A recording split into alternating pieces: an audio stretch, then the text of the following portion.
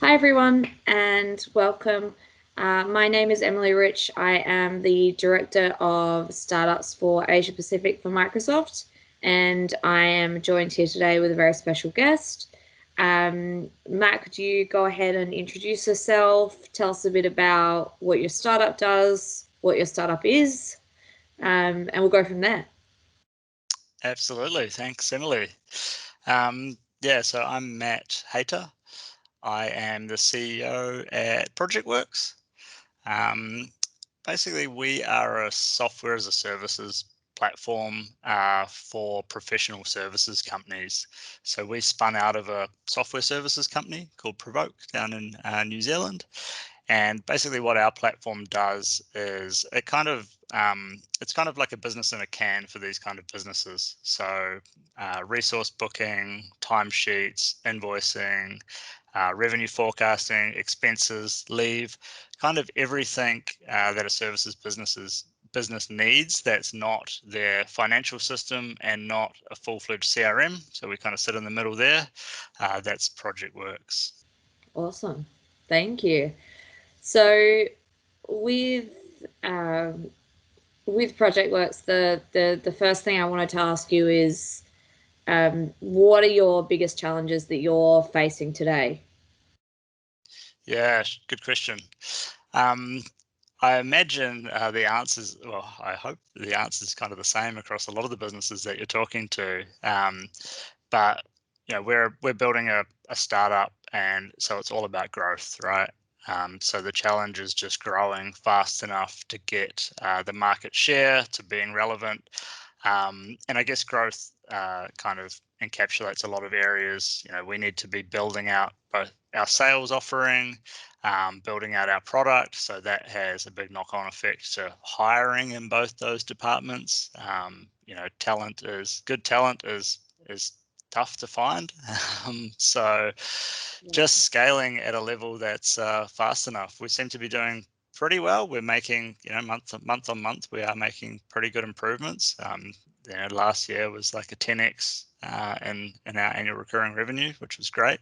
But yeah, it's all about growth, and everything kind of comes back to that, and so that can be tough. Yeah.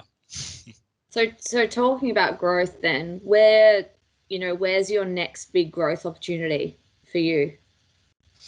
Yeah, so ultimately, we want to be breaking into the US. So last month, I think we cracked into sort of double digits from our revenue coming from the US. But really, at the moment, it's all about just growing kind of sales within the verticals we're working with now. So we work with software companies, architects, engineers, and kind of management consultancies across New Zealand, APAC, and then the US. So growing within that. But in terms of the next big growth opportunity, I think it'll be kind of breaking out of those geographies. We're starting to get a couple of customers in like South Africa, a couple in Europe. And so it's kind of the market's ripe up there. And then also kind of getting out of the verticals we're in now, because we kind of have tried to not spread ourselves too thin to start with, which is why we've sort of gone with those four. But our underlying platform is really set up well for kind of any professional services. So breaking out into like more creative agencies, like recruitment. There are a lot of other kind of verticals within professional services, and that's where I think the opportunity is. At the moment, it's about just getting more and doing better with like our kind of our target for now, though. Yeah. What's your one major, business ambition you hope to kind of achieve through Highway to 100's, the Highway to 100 Unicorns program? Yeah, I mean, it's been a great program to get on. I mean, just from the get-go, there's been some real tangible stuff like the Azure credits for us. After staff costs, hosting on Azure is probably our next biggest cost. So having that kind of looked after That's just a huge, that's like a real dollar saving to us as a company, but also like for myself and my co-founders, because it's less money we have to raise. So it actually means like by having that, we retain more equity because we don't have to go and raise that. So that's like real tangible stuff for us just from the get-go. And then also it's just been fun, like sitting on the WhatsApp group, like listening and just, seeing people throwing around random ideas and bits that people come up with, or bits that they come across online, or like, everyone's kind of in the same boat. So building a startup, it can be hard, like, because it's kind of blue ocean, right? Like no one's going to really tell you you're doing the wrong stuff. So just having other people around, that are doing the same grind, and you're like, oh, actually we're not the only people doing this, and just hearing that, even if you're not like I don't get super involved in the conversation, but just having that there, I find it's quite good. It's just it's a good leveler. It's just a good like pulse check. So far that's what I've found. I think it sounds like there's a lot more stuff, like these interviews and things are obviously really good as well to be a part of. But those are probably the two main things I've got out of it so far. Yeah. And I mean, I want to address COVID. I want to talk about, I know you're selling into a number of markets. Obviously, New Zealand did a really good job and wasn't hit too hard by COVID locally, but you're not just selling into New Zealand. So it's, it'd be interesting to know how COVID has affected or transformed your business, and what are you seeing from that? Yeah, it's a tough one because we were kind of just going to market really as COVID hit. We'd had our funding round locked in before that hit, so that was Luckily, good. everyone started pulling funding. Yeah, but it was kind of funny, right? Like there was no just like one pattern we saw. We had kind of, I guess, a cohort of leads we were working with that had funding frozen and they wanted to wait and see, especially in the US. But then we also had kind of another cohort, because we work with like architecture and engineering firms. A lot of these firms are running like just a spreadsheet to run their resource booking on a local server. They might have like a clunky in-house tool or a few bits cobbled together that are all just running sort of locally. So there was a mad push to get into the cloud. It's like, oh, where's the like tool we can get onto really quickly? So we kind of had like on one side, it's like, oh, a bunch of deals are frozen, but on the other side, like a bunch really sped up. So it's really hard to know, like for me, if it was like a net positive, but I'd say it was at least net neutral for us. Like it hasn't impacted us too badly.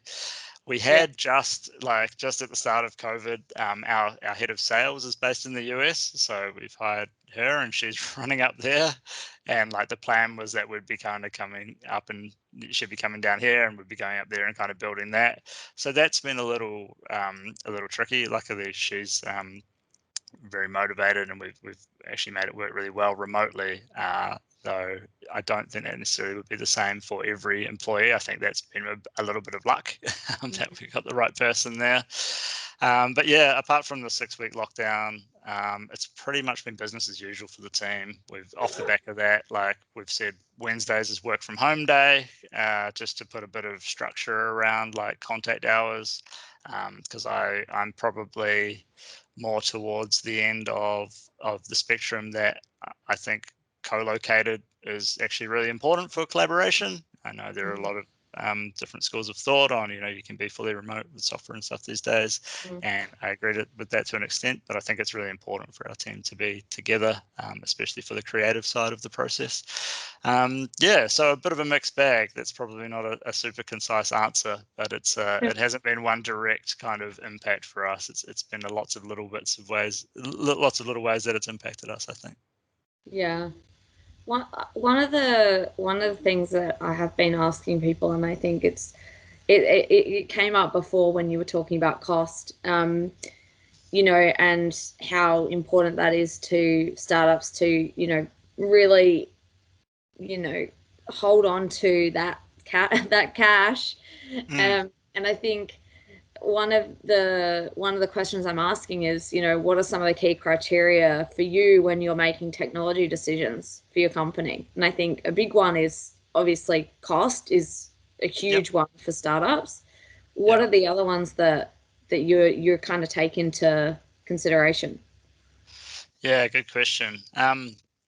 So a big part for us when it comes to technology decisions is that whatever technology we use has to solve business problems at the end of the day. We don't chase too many shiny things. Like the whole Projectworks platform it's pretty simple. Like it's built on SQL Azure. It's a it's a .NET MVC app. We use some of the kind of the more like NoSQL storage and things like that for logging. Mm-hmm. But like it's really got to be kind of more proven tech a lot of the time. We don't tend to chase sort of trends. We need stability. Like we're building a business for the long term.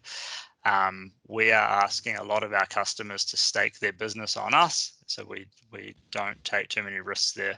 And saying that, that's kind of for core platform stuff. We are doing some cool experimental stuff on the side, like around AI, and doing some we're building some like prediction and recommendation engines into the product because we're starting to get some quite rich data now, which we use kind of the Azure kind of cognitive services kind of Yeah. tool set and stuff. So, and that's kind of, I guess, coming back to your question around technology decision, that's because that's what people are starting to expect, and that's what investors are starting to expect to see in Mm. technology companies as well. They want to see cutting edge. It's the old, skate to where the puck's going, not where the puck is, and that's kind of Yeah, the part of our business around that. That's where people are expecting us to get to. So, yeah. definitely. Hmm. And I think that that's a really good segue into my last question actually, because I think you've brought up so you've brought up AI, which is I think a key trend in so many markets. Mm. What are some of the other key trends that you're seeing, specifically in your market, and how are you actually addressing them? Yeah, sure. I mean, it's been a pretty the trends that we're seeing are thankfully trends that are kind of our value proposition. So we obviously work in professional services.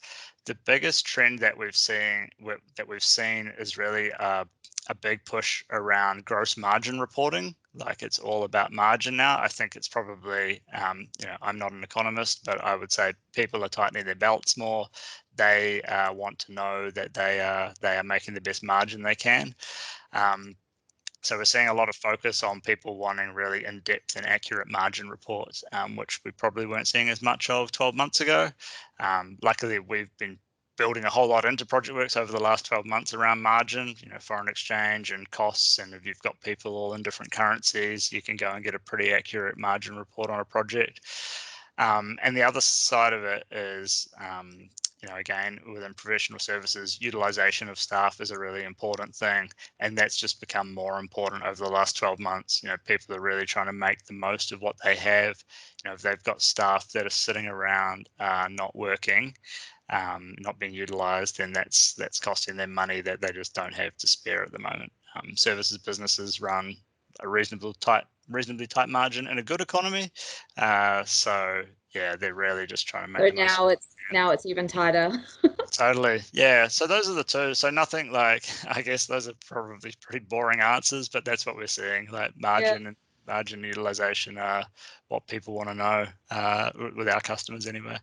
Yeah. yeah, that's great. No, it gives a lot of insight. Thank you so much. Thank you for talking Cool. with me today. This has been great. I've really enjoyed it. Cool. And good to chat with you. Thanks, Emily. Thanks. Chat All right. soon. Bye. Cheers. Bye.